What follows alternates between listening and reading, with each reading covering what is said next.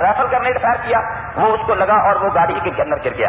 پھر تسلسل کے ساتھ مجھے نہیں معلوم کیا کیا چیزیں انہوں نے گاڑی پر ماری کہ پوری گاڑی جل اٹھی، اور ہمارے ایک ساتھی جو اس میں بے ہوش ہو گیا تھا وہ بھی اسی گاڑی میں جل گیا۔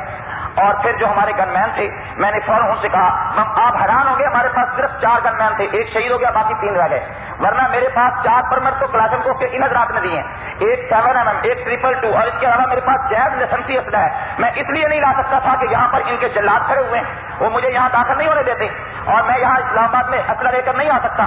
یہ خود بخود ہمیں نہتا کر دیا گیا ہے۔ چنانچہ گاڑی جل گئی، اور پھر وہاں سے ہم پوزیشنیں لے کر کافی دیر تک ان کا مقابلہ کرتے رہے، یہاں تک کہ اللہ کا فضل ہے کہ ہمارے ساتھیوں نے اتنا مقابلہ کیا ہم نے مل کر کہ وہ لوگ زخمی ہوئے، اور وہ لوگ وہاں سے گاڑی بھی چھوڑ گئے، برقعے چھوڑ گئے، برقعے پہن کے جوتے چھوڑ گئے، اپنی ٹوپیاں چھوڑ گئے، اور ایک اور گاڑی پکڑی، پھر ایک اور گاڑی پکڑی۔ اس طرح وہ لوگ وہاں چلے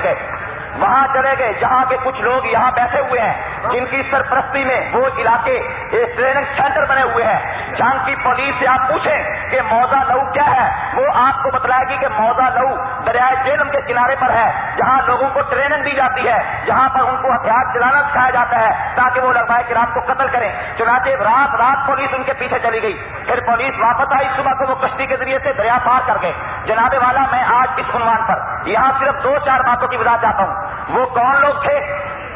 قاتل کو ہم نے پہچان لیے،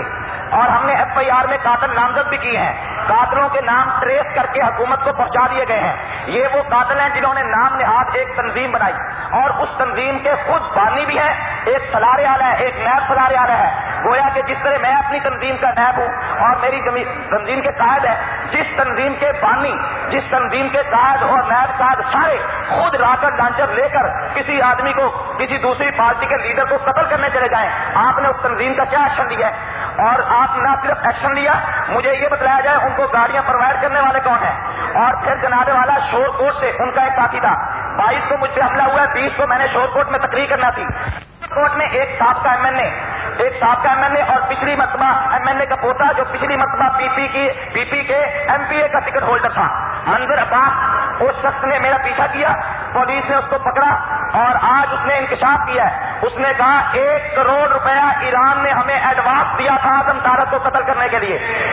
ایران کی طرف سے 1 کروڑ روپیہ ایڈوانس ملا ہے بقایا کی وصولی کے لیے۔ اس نے اپنے وہ پاسپورٹوں کے اوپر ویزے لگوا رہا تھا کہ وہاں پر پکڑا گیا۔ میں یہ بات عرض کرنا چاہتا ہوں کہ غیر ممالک ایران پاکستان میں علماء کے قتل عام میں، سپاہی صحابہ کے قتل عام میں اتنی دلچسپی رکھتا ہے کہ کسی ایوان میں یہاں پر جیت صاحب بیٹھے ہیں اور یہاں پر دوسرے دار بیٹھے ہیں۔ مولانا اظہار القاسمی نے کھڑے ہو کر کہا تھا کہ مجھے ایرانی گورنمنٹ قتل کرانا چاہتی ہے، ایران کے تقریب کار پاکستان میں گھس آئے ہیں، میرا تحفظ کیا جائے۔ ابھی وہ اجلاس ختم نہیں ہوا، دوبارہ شروع نہیں ہوا تھا کہ مولانا اظہار القاسمی شہید ہو گئے۔ ہم حکومت اس اینگل سے کیوں نہیں دیکھتی؟ ہر ملک میں جانے کے لیے ویزے کی ضرورت ہے، لیکن ایران سے لوگ آتے ہیں جاتے ہیں، آتے ہیں جاتے ہیں، اور تباہی ہو گئی ہے۔ وہاں کے تقریب کار یہاں گھسے ہوئے ہیں، یہاں کے تقریب کاروں کو وہاں ٹریننگ دی جا رہی ہے۔ کیا ہماری حکومت اتنی بے بس ہے، اتنی مجبور ہے کہ یہ اس کے سامنے احتجاج بھی نہیں کر سکتی اور انہیں کہہ بھی نہیں سکتی کہ ہمارے ملک میں مداخلت کیوں کرتے ہیں؟ اور آپ علماء کرام کے قتل عام سے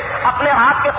ہاتھوں کو رنگین کیوں کرتے ہیں؟ جناب والا، اس وقت تک صورتحال یہ ہے، تمام ملزموں کے نام ٹریس ہو چکے ہیں، لیکن ملزموں کے پیچھے اتنی بھاری کم شخصیات اور اتنے بڑے سیاستدان، اتنے بڑے منصبوں پر فائز لوگ ہیں جنہوں نے ملزموں کو پناہ دے رکھی ہے، جو ملزموں کے خلاف کارروائی نہیں،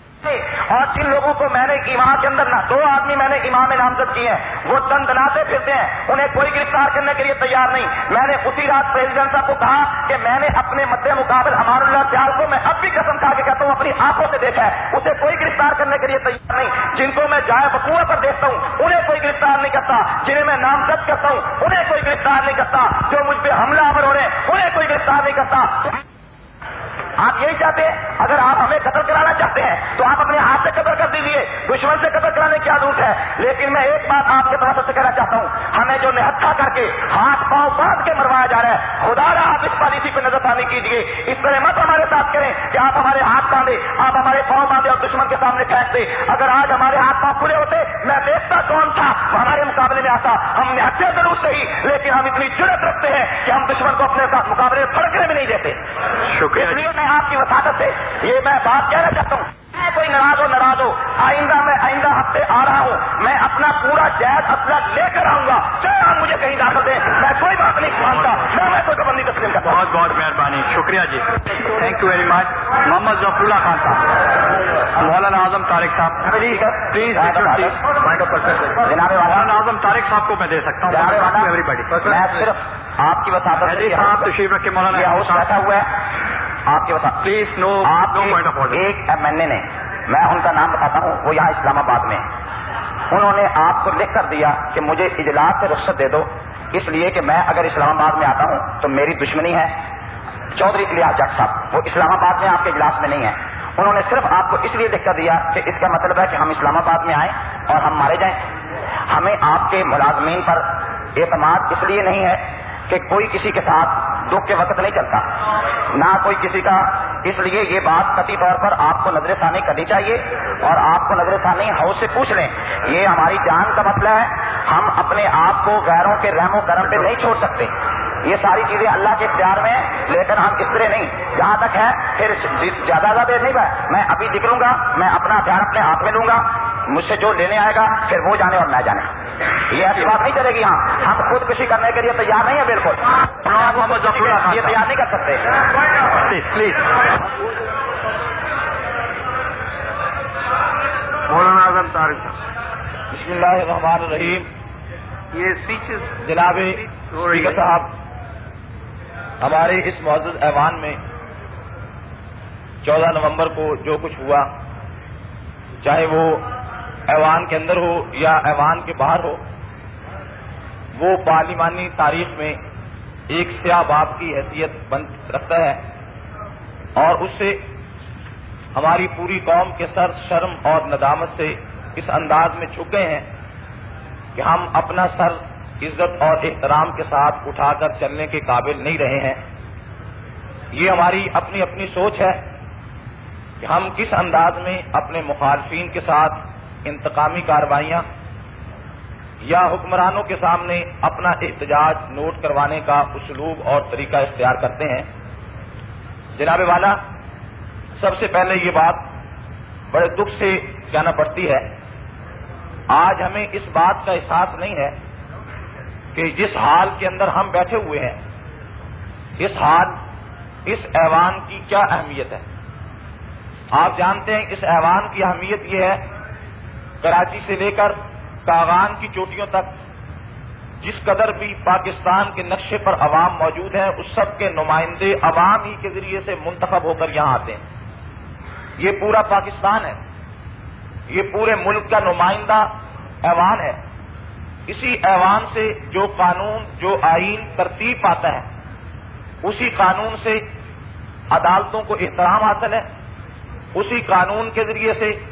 انتظامیہ کے پاس قوت نافذ ہے، وہی قانون پورے ملک میں اختیارات کو بھی تقسیم کرتا ہے، وہی یہاں پر ترتیب پانے والا اور یہاں پر وجود میں آنے والا قانون پورے ملک کو لاگو ہوتا ہے۔ پورے ملک میں کوئی ایسی فورس اور کوئی ایسا شعبہ نہیں ہے جو اس ایوان میں مرتب ہونے والے قانون سے بالا تر ہو۔ لیکن کس قدر افسوس کی بات ہے کہ آج ایک تھانے کے ایس ایچ او کی ویلیو اور حیثیت ہے، اور ایک علاقے کے مجسٹریٹ کی حیثیت اور ویلیو ہے۔ یہاں پر جو قانون مرتب ہوتا ہے، اس قانون کے ذریعے سے عدالتوں کی ایک حیثیت ہے، ان کا ایک احترام ہے، اسی قانون کی وجہ سے فوج اور اس کے جرنیلوں کا ایک احترام ہے۔ لیکن بدقسمتی سے اگر احترام نہیں ہے تو اسی قانون کو ترتیب دینے والوں کا نہیں ہے، بلکہ میں تو یہ کہتا ہوں کہ اس قوم ہماری اس وقت مثال یہ ہو چکی ہے، جیسے کسی باپ کی اولاد کا تو احترام کیا جائے، کسی باپ کی لائق اولاد کو تو سلام کیا جائے، کسی باپ کی لائق اولاد کی تعریف تو کی جائے، لیکن اس باپ کی عزت اور احترام کرنے کے لیے کوئی آدمی تیار نہ ہو۔ یہ ایوان، اس ایوان کے ممبران پورے شعبہ زندگی سے تعلق رکھنے والے جتنے ہمارے ملک کے شعبے ہیں، ان کے لیے ایک باپ کی حیثیت رکھتے ہیں، ایک والد کی حیثیت اور ایک بڑے بھائی کی حیثیت رکھتے ہیں۔ لیکن ان کی اپنی تو عزت ہے، ان کا اپنا تو احترام ہے، لیکن یہاں جو ان کے بڑے بھائی اور والد کی حیثیت رکھتے ہیں، ان کا کوئی احترام نہیں، ان کا کوئی مقام اور کوئی ویلیو نہیں ہے۔ یہ بات حکومت کی طرف سے جو کچھ ہوا، سب سے پہلے بات، ہم لوگوں نے پچھلے دور میں بھی اپوزیشن دیکھی،